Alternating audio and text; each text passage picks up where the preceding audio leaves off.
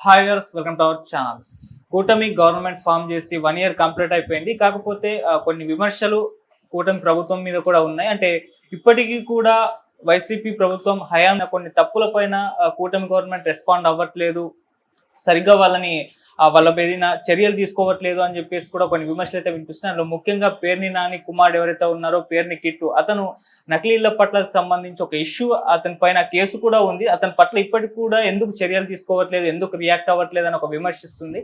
So అసలు ఏంటా case, మరి ఎప్పుడు అతని పైన చర్యలు తీసుకునే అవకాశం ఉంది? ఇప్పుడు ఇదే డిస్కస్ చేయడానికి ప్రజెంట్ మనతో పాటు ఆంధ్రప్రదేశ్ కాంగ్రెస్ అధికార ప్రతినిధి కాసరగడ్డ నాగార్జున గారు ఉన్నారు. వారిని అడిగి తెలుసుకునే ప్రయత్నం అయితే చేద్దాం.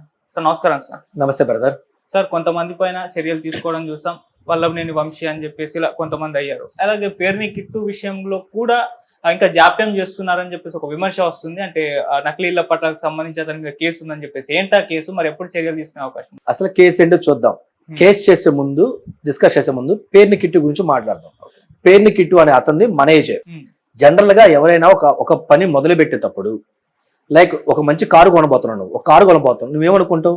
దీన్ని జాగ్రత్తగా చూసుకోవాలి, రోజు తుడవాలి, మంచి పద్ధతిగా మనం పూజ చేయించుకోవాలి, నడుపుకోవాలి అనుకుంటావు కదా. అలాగే ఒక కాలేజీలో స్కూల్లో నువ్వు కొత్తగా జాయిన్ అవుతున్నావు, ఏమనిపించింది? నేను మంచిగా చదువుకోవాలి, మంచి మార్కులు తెచ్చుకోవాలి, అందరి చదువు శభాష్ అనిపించుకోవాలి అన్న ఇంటెన్షన్తో మనం ముందుకెళ్తాం కదా. ఈ పేరుని కిట్టు అనే అతనికి మనలాంటి సామాన్యుడే. వాళ్ళ తాతలు వాళ్ళ నాన్నకి ఆస్తి ఉంది కాబట్టి, రాజకీయ వారసత్వం ఉంది కాబట్టి జగన్మోహన్ రెడ్డి టికెట్ ఇవ్వడం జరిగింది.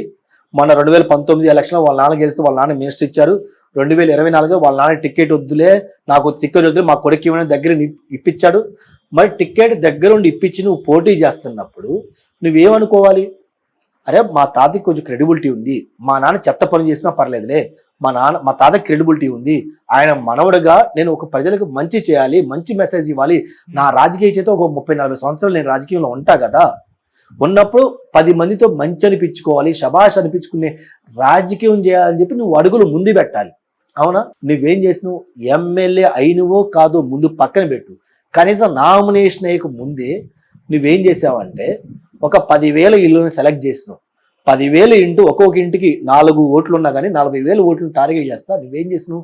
మొదటి విడతలో 5,000 కుటుంబాలకి ఇంటి పత్రాలు పంచావు.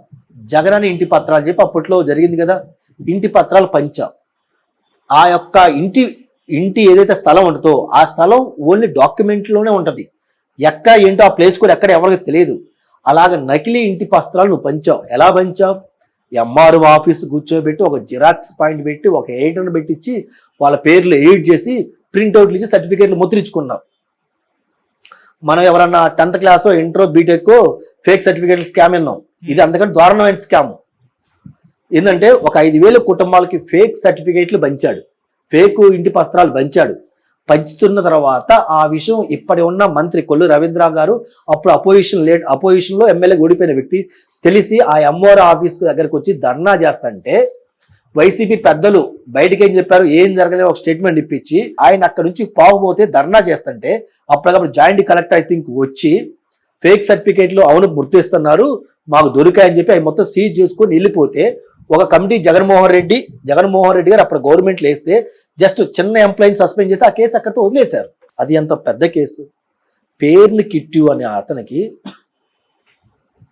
ఏమీ లేదు, ఆసు లేదు, పాసు లేదు. అప్పుడే నామినేషన్ వేయడానికి వచ్చాడు, అంత ఏజ్ లేదు. అవునా? అలాంటి వ్యక్తి స్టార్టింగ్లోనే ఎంత స్కామ్ చేస్తే రేపు నిజంగా ఆయన ప్రజల్లోకి వెళ్ళి పొరపాటుని ఎమ్మెల్యే అయ్యి పొరపాటు మినిస్టర్ అయ్యి ఒక 30-40 సంవత్సరాల రాజకీయ జీవితంలో ఉంటే ఎంతమంది తల్లుల కుటుంబాలను నాశనం చేస్తారు? ఎందుకంటే నువ్వు గెలవక ముందు ఇలాంటి స్కామ్ చేసి ఒకరికిద్దరికి కాదు 5,000 కుటుంబాన్ని నమ్మించి మోసం చేసి ఇంకొక 5,000 కుటుంబాన్ని నమ్మినా రెడీగా ఉన్నావు. అది నీ నియోజకవర్గంలో నీ దేశం ప్రజల్నే, నిన్ను నమ్మిన ప్రజల్నే, మీ తాతని మీ నాన్ని నమ్ముకున్న ప్రజలను నువ్వు మోసం చేయడానికి రెడీ అయ్యావు కదా. ఇలాంటి కుర్రోడు సమాజానికి అవసరమా? ఇలాంటి ప్రజాప్రతినిధి సమాజానికి అవసరమా? కోట ప్రభుత్వం ఏం చేయాలి? అతన్ని మీద ఒక సిట్ ఇన్వెస్టిగేషన్ చేసి ఇందులో తప్పు ఎవరు ఏంటో చెక్ చేసుకొని ప్రతి ఒక్కరిని గవర్నమెంట్ ఎంప్లాయీ సస్పెండ్ చేసి ఇలాంటి శిక్ష పడేలా కోర్టు ముందు పెట్టి శిక్ష పడేలా చేసి ఎలక్షన్కి అన్ఫిట్ చేయాల్సింది పోయి కూటమి ప్రభుత్వం ఈరోజు గవర్నమెంట్ వచ్చి 1 year అవుతున్నా సోద్యం చూస్తూ ఉంది. ఎందుకు సోద్యం చూస్తున్నా అంటే బహుశా నారా చంద్రబాబు నాయుడు గారికి పేర్ని నాని మీద ప్రేమ పెరిగింది అనుకుంటా. ఎందుకు ఈ మాట అంటున్నా అంటే పేర్ని నాని గారు వైఎస్ఆర్సీపీ పార్టీ కార్యాలయంలో కూర్చొని ఒకసారి చంద్రబాబు నాయుడు గారి గురించి మాట్లాడాడు. ఆయన దేవుడు, పుణ్యాత్ముడు, మరో దానవీర సూరకన్న, కారణ జన్ముడు, ఆడవారిని ఏమనరు, అందుకని నా భార్య మీద ఎటువంటి కేసు పెట్టలేదు, పక్కన ఎమ్మెల్యే మినిస్టర్ పెట్టండి సార్, ఇరికించండి సార్, ఇచ్చేయండి సార్ అని చెప్పా. తప్పు ఆడవారి మీద మనం అలాంటి చెత్త రాజకీయం చేయకూడదు, వదిలేసి అని చెప్పి బెయిల్ వచ్చిందాక ఉండి బెయిల్ తెచ్చుకున్న తర్వాత అప్పుడు స్టేషన్ నోటీస్ ఇచ్చి పిలిపించి మళ్ళీ పంపించారు. చంద్రబాబు నాయుడు పుణ్యాత్ముడు అని చెప్పి పోవడం జరిగింది. బహుశా నారా చంద్రబాబు నాయుడు గారు దాన్ని మనసులో పెట్టుకొని 2-3 రోజులు భోజనం చేయకుండా బాగా ఫీల్ అయి ఉంటారు. అందుకే పేరు నాని గారి కుటుంబం ఏం చేస్తే కానీ వదిలేసాయని చెప్పి వదిలేశారు అనుకుంటాం. ఎందుకంటే అంత ఈజీగా చిక్కాడు. సాక్ష్యాలు నీ ముందున్నాయి. అరెస్ట్ చేసి కోర్టులో పెడితే ఇద్దరు తండ్రి కొడుకు ఇద్దరు శిక్ష చేస్తారు కదా, రాజకీయంగా వాళ్ళు అన్ఫిట్ అవుతారు కదా. నువ్వెందుకు చర్యలు తీసుకోవట్లా? మీరు కూటమి ప్రభుత్వం ఎందుకు లాలూచి పడుతుంది అంటే మీరు వాళ్ళ దగ్గర డబ్బులు తీసుకున్నారా, ఇండైరెక్ట్గా ఏమైనా ఆశిస్తున్నారా, లేదా పాపంలో వదిలేశారా? ఏంటి మీరు పాపంలే అని వదిలేశారంటే సమాజానికి హానికరం కదా. వాడు పిల్ల బిత్రేగాడు గెలవక ముందే ఇలాంటి స్కామ్ చేస్తున్నారంటే గెలిస్తే ఎన్ని స్కాములు చేస్తారు? ఆల్రెడీ ప్రజలు అతని పట్ల తీర్పు ఇచ్చేస్తారు, ఇక నువ్వు వద్దు అన్ఫిట్ అని చెప్పేసి ఓట్లు కూడా వేయలేదు. మరి మీరు ఎందుకు వెనకేసుకొస్తున్నారు? జగన్మోహన్ రెడ్డి వెనకేసుకొచ్చి నువ్వు వెనకేసుకొస్తుంటే కూడా ప్రభుత్వం కూడా ఎందుకు అసలు ఎందుకు అంత ప్రేమ నువ్వు ఎందుకు చూపిస్తున్నావు? సరే వాళ్ళ తల్లిని వదిలిపెట్టావు, లేడీని వదిలిపెట్టావు అనుకోవచ్చు, వీళ్ళందరినీ ఎందుకు అరెస్ట్ చేయట్లేదు మీరు? దానికి సజ్జల బయటకు వచ్చి ఏం చెప్తున్నాడు? మా నాయకుల్ని వాళ్ళు అరెస్ట్ చేయలా, మా నాయకుల్ని అరెస్ట్ చేయబోతున్నారు, మా జగన్మోహన్ రెడ్డి గారు అరెస్ట్ చేయబోతున్నారు, మా కార్యకర్తలు అరెస్ట్ చేసి జైల్లో పెడుతున్నారు అని చెప్పి కొత్త నిదానం ఎంచుకున్నారు వీళ్ళు. అంటే వీళ్ళ రాజకీయం చూస్తే విచిత్రంగా ఉంటుంది సోదరా. అరెస్ట్ చేసిన వాళ్ళందరూ అమాయకులు కాదు, మనకు తెలుసు. వాళ్ళు చాలా మంది స్కాములు చేశారని ఒప్పుకున్నారు. ఎగ్జాంపుల్ విడతల రజని, వాళ్ళ కార్యకర్తలు కదా జగన్ ఇంటి స్థలాల గురించి ల్యాండ్ తీసుకొని కేసు వేస్తే కేసు మీరు విత్డ్రా చేసుకొని మీ డబ్బులు మీకు రిఫండ్ ఇద్దామని చెప్పి రిఫండ్ ఇచ్చిన జరిగింది. అంటే తప్పు చేసినట్టే కదా. నిన్న కాక మొన్న కాకినాడ పోటీ విషయంలో కూడా కేసు పెడితే వెనక్కి తిరిగి రాసిచ్చావు కదా, రాసిచ్చావంటే తప్పు జరిగినట్టే కదా. ఇంక ఎక్కడ కక్షలాంటి చర్యలు వేసింది, ఎక్కడ తప్పుడు కేసులు పెట్టింది, అవినీతి జరిగేదే దాని మీద కేసులు పెడుతుంటే మీరు ఇప్పుడు రెక్టిఫై చేసుకుంటున్నారు. సజ్జిలా అంతెందుకు నువ్వే ల్యాండ్ ఆక్యుపై చేసావని చెప్పేసి నీ మీద వస్తే ఎంక్వైరీ చేసుకుని నిజాలు బయటపడ్డాయి కదా. ఇంకా తప్పుడు కేసు ఎందుకు పెడతారు? కాకపోతే వైఎస్ఆర్సీపీ గవర్నమెంట్ ఉన్నప్పుడు వేల కోట్ల వీళ్ళ అనుచరులు అప్పటి ముఖ్యమంత్రి సంపాదించుకొని ఇప్పుడు కార్యకర్తల్ని బలుపోసులు చేయాలని చూస్తున్నారు. కార్యకర్తలు రెచ్చగొడుతున్నారు. మీరు రెచ్చిపోండి, మీరు తిరగబడండి, కేసులు పడితే మేము నిలబడతామని చెప్పేసి వాళ్ళ మీద కేసులు కనుక వస్తే వాళ్ళ జీవితం అన్యాయం అయిపోయింది. ఇంకా ఏ పార్టీ వాళ్ళని తీసుకోదు. సచ్చినప్పుడు మన దగ్గర ఉంటారు, కూటమి మీద వాళ్ళు ద్వేషం పెంచుకుంటారు.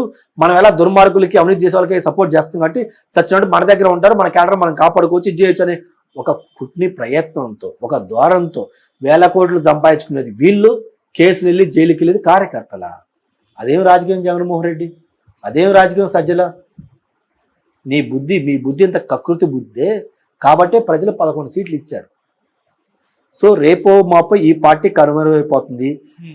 ఏ ముఖ్యమంత్రి అయినా నాటు సారాయి అమ్మడు నువ్వు చూసావా? సంపాదించుకుంటే ఏదో స్కామ్ చేసి సంపాదించుకోవయా, తర్వాత చూసుకుందాం. ప్రజల ఆరోగ్యానికి దెబ్బతిని నాటు సారాయి సంపాదించుకుంటే నిన్నేమనాలి? ఇంకా అది జగన్మోహన్ రెడ్డి రాజకీయం. అది ప్రజలు ఆయన రాజకీయం చూసి ఇలాంటి నాయకుడు మనకు అవసరం అని అనుకుంటున్నారు.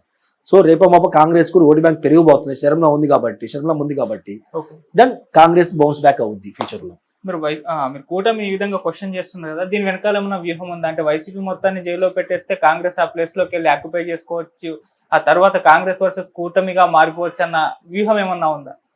ఇప్పుడు ఊరికి ఎవరు జైల్లో పెట్టరు కదా. నేను కొన్ని కేసులు చెప్పాను, కొన్ని కేసులు నీ ముందు చెప్పాను. ప్రతి కేసులో తప్పు జరిగింది కదా. జత్వానీ కేసులో తప్పు జరగలేదా? చెప్పు, జత్వానీ కేసు తప్పు జరగలేదా? సజ్జల ల్యాండ్ ఆక్యుపై చేశారు కదా, పెద్దిరెడ్డి ల్యాండ్ ఆక్యుపై చేశారు కదా, పేరు నాని 2 కోట్లు కట్టలేదా? కాకినాడ పోర్టు తిరిగి రాసిచ్చారు లేదా?